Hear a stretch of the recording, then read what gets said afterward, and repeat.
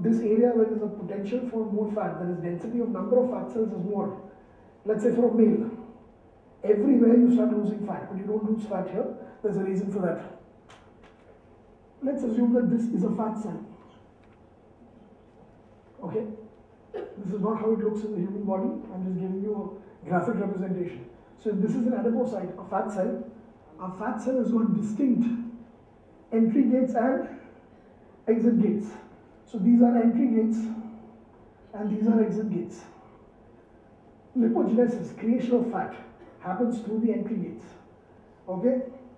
Lipolysis, breakdown of fat and release of fat, happens through the exit gates. Now there are enzymes here, specific enzymes that work as gatekeepers. Now in this particular fat cell diagram that I've drawn, you've noticed that I've made two entry gates and only one exit gate. The entry gates are ruled by an enzyme called as lipoprotein lipase. Okay, so LPL is the name of the enzyme that is the gatekeeper for the entry. There is hormone sensitive lipase, which is the enzyme for the exit of the fat cells. These are enzymes that actually do the job of opening the gates and letting it out or pushing the fat in. This particular fat cell is LPL dominated. That means the entry gates are more and the exit gates are less. These are the kind of fat cells that are there in where the density of fat cells is more. So in a male, LPL dominated or entry gate dominated fat cells will be more around the abdomen. In a female, these kind of fat cells will be more around the hips and thighs.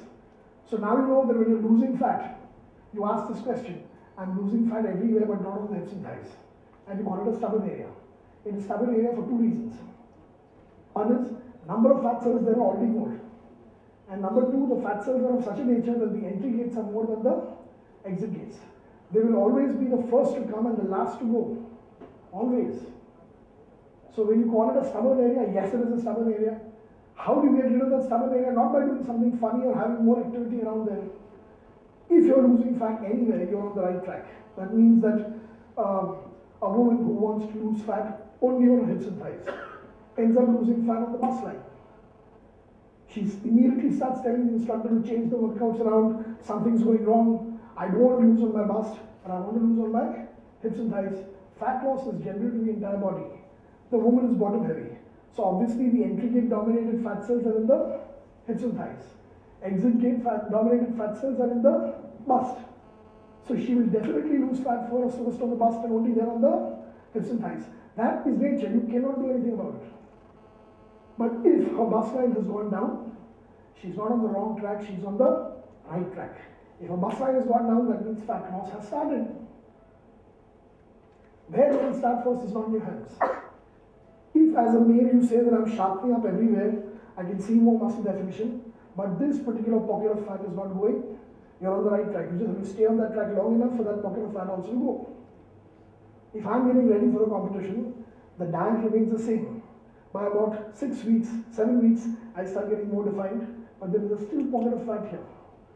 I don't panic and start doing some reverse side bends out there to get rid of the fat. I know by the 8th week, 9th week, 10th week, even this fat will start going.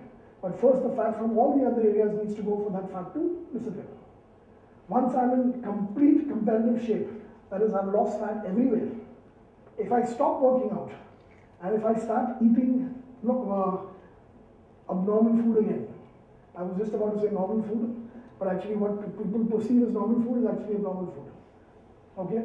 Like for instance, if I say that I don't eat any starch, I don't eat any carbohydrate, that would be abnormal for people.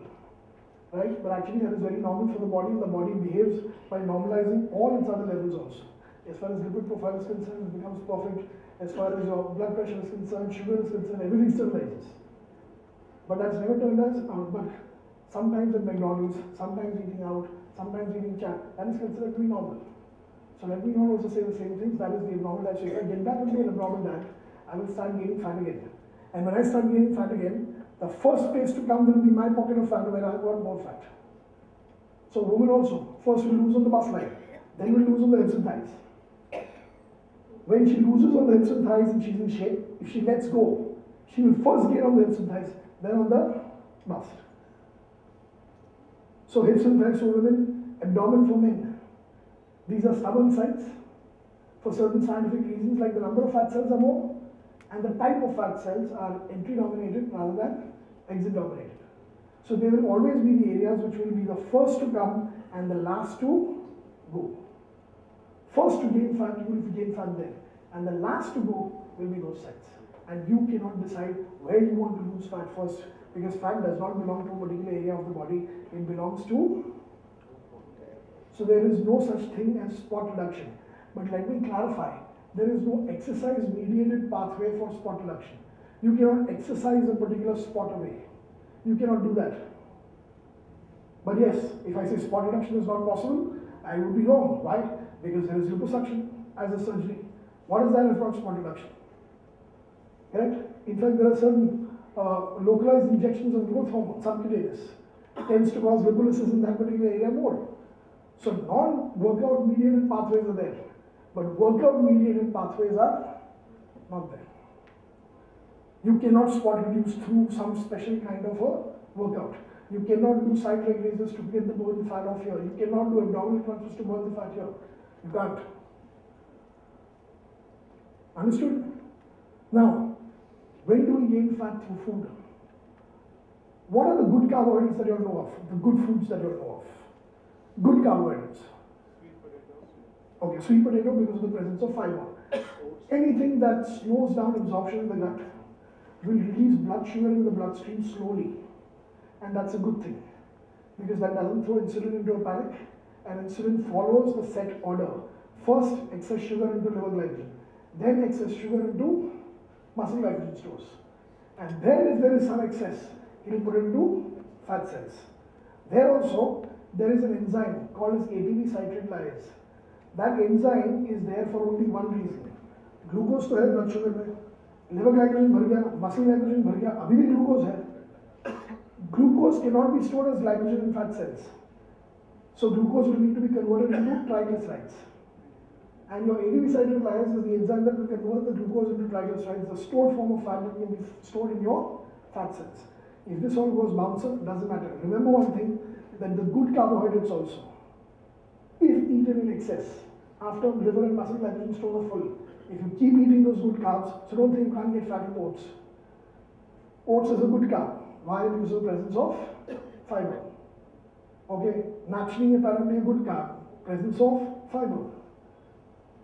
Sweet potato, good carb. Potato, bad carb. If you open up a sweet potato like this, you will see the fiber. If you open up a potato, you only see starch. There is no fiber. Absence of fiber increases speed through the gut. What that will do, I'll tell you. But first, let's talk about the slow releasing carbohydrates, the actual complex carbohydrates. So brown rice, correct? Then you have sweet potato. Then you have oats. Then you have your wheat jawar bajra rotis, whole wheat jawar bajra. All of these things will be good for you from the point of view of not making you fatter. Let me put it that way, not making you fatter. And that also will not make you fatter if you're having it in the level or the quantity that is not exceeding liver and muscle glycogen stores. So you're eating all the right things according to the nutrition books. You're eating carbohydrates, but you're only eating the slow release carbohydrates, the genuinely complex carbohydrates that are not going to basically spill over and get into fat cells. The thing is, do we have brown rice? No. So what happens with the fast burning, what happens with the carbs that are bad for you? What is bad for you? How many of you all right now tell me how many of you consider idlis to be a healthy food? Idlis. You consider idli to be healthy, right? So from now on, don't consider it to be healthy. It's not. Because it's made out of what? White rice. That particular white rice, when you have an idli, what is the feeling that you get when you have an idli? Why would you choose idli at a restaurant? Why would you choose idli at a restaurant? To feel light, not to feel heavy. To feel that the food is just basically gone through and I don't feel full. Correct? Anything that makes you feel light will end up making you heavier. Now why is that? I'll explain to you. Kurmura. What is that? Puff rice. Correct? Light is air. So if you take a fistful, बिल्कुल भी उसका वजन नहीं है. Food doesn't have physical weight presence. ऐसा नहीं कि अगर I have some 100 ग्राम का खाना तो 100 ग्राम का ही खाना होगा. Weight increase होगा. The food is metabolized and turned into various tissues. Okay, so puff rice, this thing can actually make you fatter. Chips, everybody knows is bad. Correct or no? Why is chips bad? Potatoes are bad, first of all. Anything made from potatoes are bad.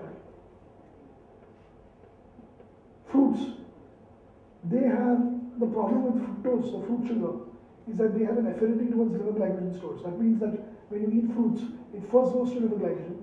After liver glycogen fills up, which is very fast, then the rest gets spilled over into fat. So conversion of fruits to fat is actually easier. Fructose is not that healthy a sugar. No, affinity is only towards liver glycogen. In fact, very high food intake can actually cause fatty liver, something that we see in cases of alcohol consumption. Okay, I'll start a Q&A fast, but let me finish this off right now. Supposing you're eating the right kind of carbs, excess of carbohydrates will make you fat. That you understood? Liver glycogen fills up, muscle glycogen fills up, the rest gets converted into fat. Okay. Supposing you're eating the bad kind of carbohydrates, which you all know of, or which you all may not know of, like for instance, I said idli was bad, kurma was bad, white bread, very bad, brown bread, slightly better than white bread, but equally bad, because brown bread is also not whole wheat, it's hardly 30% whole wheat, 70% is still maida. Okay, so all of these are bad items to have. If you're having all of that, dosas, poha, your upma, your sabudana, all of that are very, very fast absorbed by the body. They keep you light, but they transit your gut very fast. Now, when they transit your gut very fast, what happens is that the influx of sugar into the bloodstream is sudden. It's not a slow trickle going in, all the sugar goes into the bloodstream together. Now, the amount of sugar might be enough for liver and for muscle glycogen stores, but seeing such an influx suddenly in the blood, insulin goes into a panic mode. It then immediately activates ATP cyclase, turning all of that sugar into triglycerides and storing it as fat. In fact, if in your lipid profile reports, if your triglycerides are showing high, start cutting out the simple carbs. Start cutting out the bread first. If you cut out the bread also, you'll start seeing a reduction in triglycerides. Okay, so now these bad carbs, so to speak, are really, really bad because they actually invite diabetes, but even before inviting diabetes, they will definitely 110% make you fat. Now please recognize these foods. A veg sandwich